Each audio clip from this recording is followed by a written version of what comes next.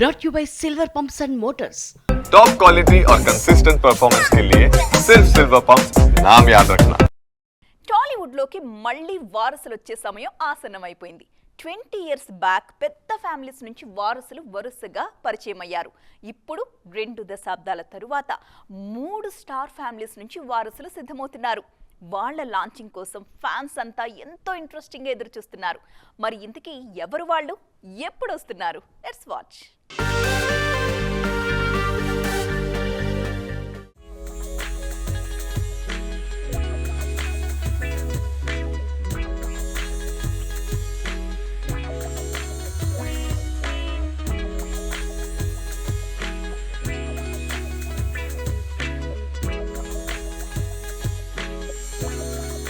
టాలీవుడ్ను mega, Nandamuri, Ghattamaneni Daggubati కుటుంబాలు ఏలేస్తున్నాయి.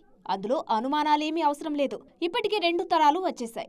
తాజాగా 3వ తరం వారసత్వం సిద్ధమవుతుంది. మెగా కుటుంబం నుంచి అకిరానందన్, నందమూరి ఫ్యామిలీ నుంచి మోక్షజ్ఞ, ఘట్టమనేని కుటుంబం నుంచి గౌతమ్ సిద్ధమవుతున్నారు. ఫారెన్ లో చదువుకుంటున్న మహేష్ బాబు తనయుడు గౌతమ్ ఘట్టమనేని ప్రస్తుతం సోషల్ మీడియాలో ట్రెండ్ అవుతున్నాడు. దానికి కారణం ఆయన కాలేజీలో చేసిన ఓ యాక్ట్. అందులో ఓ అమ్మాయితో కలిసి షార్ట్ ఫిల్మ్ చేశాడు గౌతమ్.